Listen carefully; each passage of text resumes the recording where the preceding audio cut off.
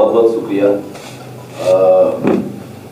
मुझे उर्दू पढ़ना आता नहीं है और इनका नुमानी साहब का किताब उर्दू में है, तो जब यहाँ से इनवाइट आया कि आप आके बात रखिएगा, तो मुझे बहुत ये हुआ कि भाई काश हम उर्दू पढ़ सकते थे। तो फिर भी बाकी दोस्तों ने हेल्प किया कि क्या है इनकी किताब में, और आज इन्होंने अपना बात भी रखे उन्होंने, तो उससे भी थोड़ा मुझे पता चला।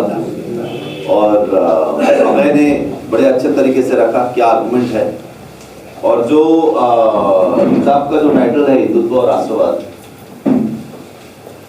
ये इससे भी एक क्लियर हो रहा है क्या है। मुझे लगता है कि जैसे नुमानी साहब का भी जो स्पीच रहा उसमें उन्होंने जिक्र किया जो पूरा जो एक इंटेलेक्चुअल ट्रेडिशन से लोग आ रहे हैं, जैसे राधा कृष्णन का इन्होंने जिक्र किया, या बाकी भी जो ट्रेडिशंस है, शायद आपकी किताब में 4 भाग तक का बात है, और बौद्ध धर्म जैन धर्म का भी इन्होंने जिक्र किया। तो मुझे लगता है कि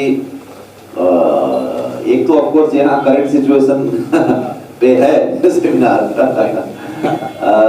तो बौद्ध और जैन धर्म तो बहुत ही पुराना चीज़ है, वो तो 800 BC 500 BC, तब तो इस्लाम का तो जन्म भी नहीं हुआ था दुनिया में, क्रिश्चियन धर्म का भी नहीं हुआ था, बाइबल भी नहीं आया था।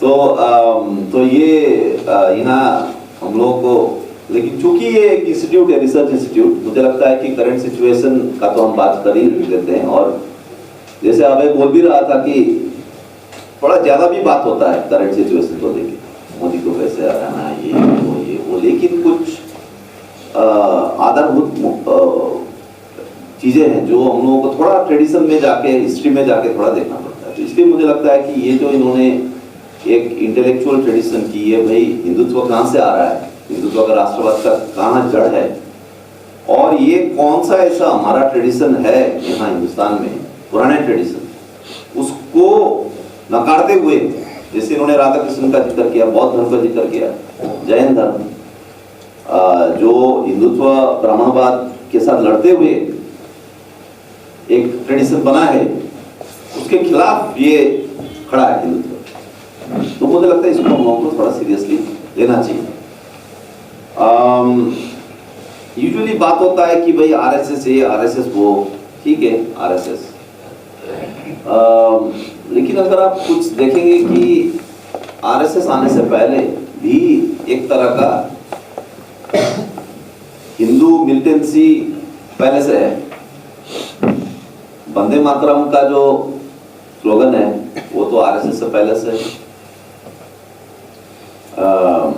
बंगाल से आया, आरएसएस से इसका बाद में आरएसएस वाले इसको यूज करते हैं, वंदे मातरम वाला, जो बंकिम चंद्र चट्टोपाध्याय का जो था, और उससे पहले भी जा सकते हैं। और इसमें एक चीज है इसमें, बौद्ध धर्म जैन धर्म यहाँ जिक्र हुआ, उसका राधा कृष्णन का भी जिक्र हुआ, वेद उपनिषद का भी बात आया। इसमें एक चीज है कि कई लोग ये मानते हैं कि हिंदुत्व का जो एजेंडा है वो इवन वेद और उपनिषद में जो, क्या बोलेंगे, हिंदू धर्म तो शायद नहीं बोल सकते हैं, वेद और उपनिषद में जो फिलॉसफी है जो उसका, कई लोग मानते हैं कि उसके खिलाफ है हिंदुत्व। लेकिन सिर्फ हिंदुत्व नहीं, अगर आप देखेंगे जैसे गोस्वामी तुलसीदास का, अगर आप रामचरितमानस देखते हैं, और जो भगवान राम, श्री राम भगवान का जो वहां पे छवि बनता है गोस्वामी तुलसीदास का रामचरितमानस में, तो उसमें कि भाई जैसे कांचे इलैया बोलते हैं ना कि भाई आपका हिंदू धर्म का भगवानों में क्यों हमेशा तलवार है या वो एक हथियार होता है या वो लड़ने के लिए तैयार हमेशा, क्यों ऐसा है? तो वो वेद और उपनिषद से तो नहीं आ रहा है। भगवान राम का कोई जिक्र ही नहीं है उपनिषद में, वेद में। यहां तक बोलते हैं कि भगवान कृष्ण जो है, देखिए राम और कृष्णा तो मेन है ना यहां, इधर आके तो इधर आके आपका ब्रह्मा विष्णु इतना इंपॉर्टेंट नहीं। राम और कृष्ण का आप देखिएगा तो आप ये भी कह सकते हैं कि ये तो अगर हम वेद और उपनिषद को हिंदू धर्म का मेन कोर मानते हैं तो राम और कृष्ण तो आते ही नहीं है उसमें। तो ये क्या है, ये राम और कृष्ण क्या है? तो उसमें जो 13वीं सदी में 14वीं सदी में जो हिंदुस्तान में जो हो रहा है पूरा सीन क्या था उसका, जिसमें फिर आपका एक तरफ कबीर जैसे लोग आ रहे हैं, syncretic culture, composite culture, Hindu Muslim भाई भाई तो सिर्फ नेहरू से नहीं आ रहा है ना, नहीं सिर्फ गांधी से आ रहा है, नहीं मौलाना आजाद से आ रहा है। तो पुराना ट्रेडिशन है उसका, और पुराना मतलब थोड़ा आगे जाके पीछे जाके बस राजा राम मोहन राय तक भी नहीं,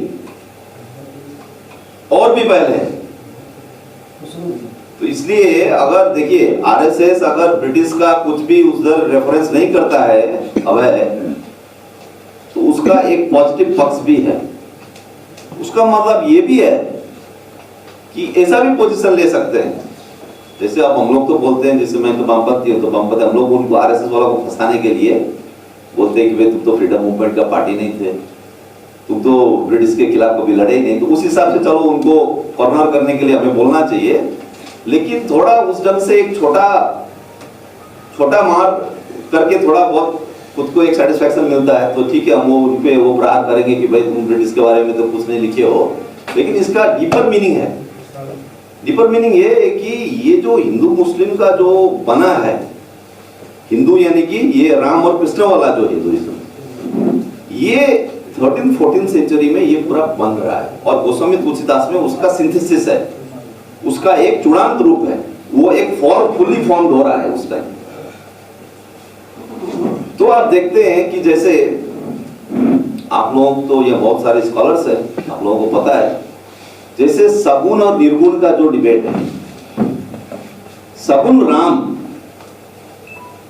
सगुण मतलब ये मान लीजिए हथियार वाला राम, जो आपको ये आनंद पटवर्धन का जो मूवी है father son and holy war वाला राम, थोड़ा सेक्युलरिस्ट लोग भी थोड़ा शॉर्ट साइटेड है, उनको लगता है बीजेपी को हरा दे किसी तरह से, कांग्रेस को लाने से बस फिर सब ठीक हो जाएगा। इसलिए वो बोलते हैं कि नहीं ये सगुन राम, ये इस ढंग का जो उस मूवी में भी दिखाया सब आरएसएस बीजेपी के कंधे पे चढ़ा देते हैं। मैं तो कहता हूँ उससे और डीप है। अब देखिए आज का तारीख, वो तो मोदी को भी हटाने का तैयार है, तो बोल रहे मोदी को कुर्बान करो, आरएसएस बोल रहे प्लान भी ऑलरेडी बना रहे। तो आप एक जगह टारगेट करेंगे कहीं और से, फिर वो अपने आप को फिर दोबारा लॉन्च करते हैं। तो मुझे लगता है कि इस ढंग का जो एक इंटेलेक्चुअल वर्क जो है, ये तो एक इंटेलेक्चुअल इंस्टीट्यूट है, तो इनका जो मुझे काम, जो इन्होंने जो किताब लिखा, वहां से हम जल्दी से अब करंट सिचुएशन में मुझे जाने का मन नहीं है। इनका जो इंटेलेक्चुअल लेबर है उसको हम लोग कैसे और इसको डीप करें और सुदृढ़ करें। करंट सिचुएशन के लिए बहुत अभी ट्विटर में खेल हो रहा है, अभी मीडिया में खेल होगा, 2019 का बहुत दांव पेच हो रहा है। जैसे बता रहे थे ना, वो जो प्रोसेसन हुआ था अभी ये रोस्टर को लेके, हाँ भाई बताया भी कि लास्ट में जाके स्टेज में कौन बोलेगा, वो सब लड़ रहे हैं। तो सब करंट सिचुएशन है, वो सब करंट सिचुएशन में कौन किसको टिकट मिल रहा है नहीं मिल रहा है, सब चल रहा है दांव पेच उसमें।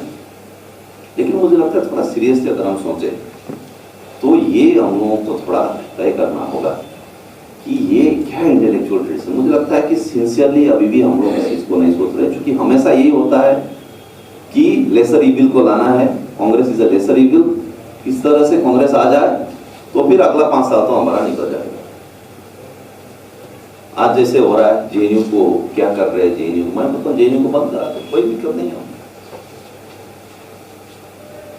जेएनयू का इंटेलेक्चुअल आउटपुट सीरियसली थोड़ा सोचिए, क्या है इंटेलेक्चुअल आउटपुट जेएनयू?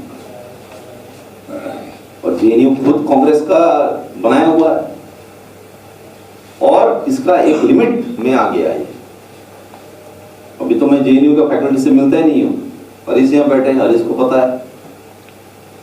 चूंकि ये कैसा हो गया कि हम लोग जो फाइट कर रहे हैं आरएसएस बीजेपी को, हम लोग भी बहुत ही नैरो दायरे पे रह गए। हम पता नहीं यहाँ कैसा है, इस इंस्टीट्यूट में तो मैं सेकंड टाइम आ रहा हूँ, लेकिन हमारा जो इंटेलेक्चुअल सर्कल है जिसमें हम बात रखते हैं, लिखते पढ़ते हैं, वो बस एक ही ग्रुप है 50-60 लोगों का। आपस में हम लोग क्रिटिक कर रहे हैं आरएसएस का, और हमारा बाहर नहीं पहुंच रहा है मैसेज, वो अंदर में समझ आ रहा है, अंदर में समझ आ रहा है। मुझे तो लगता है गोस्वामी तुलसीदास ने जो किया, जैसे मैं सोच रहा था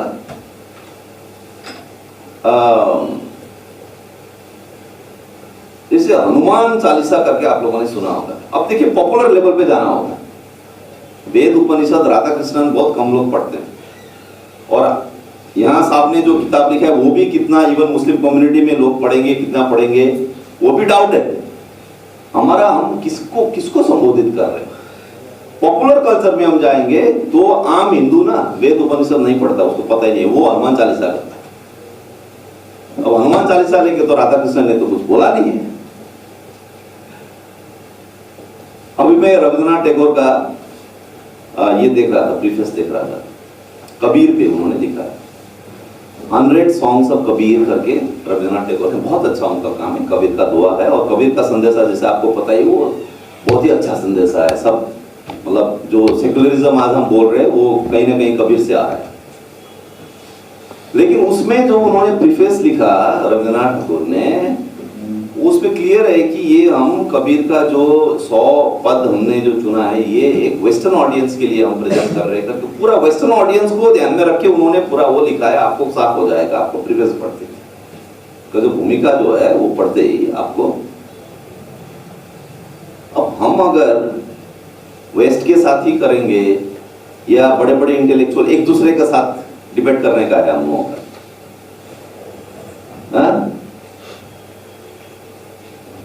तो वो एक छोटा सा क्लब में रह गया। वो एक क्लब में आ पा रहा है। मैं मस्जिद सब में देखता हूँ, मंदिर सब में 1000 लोग आते हैं जाते हैं। अरे भाई जेएनयू को भी खोल दो। जब जेएनयू का घटना हुआ था ना, और तो फिर ये हुआ कि भाई अब जेएनयू को सेव करना पड़ेगा हम लोगों को, तो गेट लगा दो ताकि बाहर से हमलावर आ रहे हो, मतलब आने दो। एक चांस है जेएनयू को कि खुद के हम भी आ जाएंगे, हम भी बोलेंगे आओ तुम लोग, और हम भी आएंगे बाहर। हाँ, जब तक ये हम नहीं कर पाएंगे तब तक हम अंदर ही अंदर आपस में बात करते रहेंगे। आरएसएस ये है, हिंदुत्व वो है, बहुत खराब है, ये है वो है, हम बोलते रहेंगे, कुछ नहीं होने वाला। कल को कांग्रेस आ जाएगा, क्या होगा कांग्रेस आने से बताइए तो? मुजफ्फरनगर का 2013 का जो राइट्स है, हम खुद गए थे, पहुंचे थे वहां पे। ये जो समाजवादी पार्टी का सरकार था यूपी में, कांग्रेस का था ये सेंटर में, तो क्या हुआ?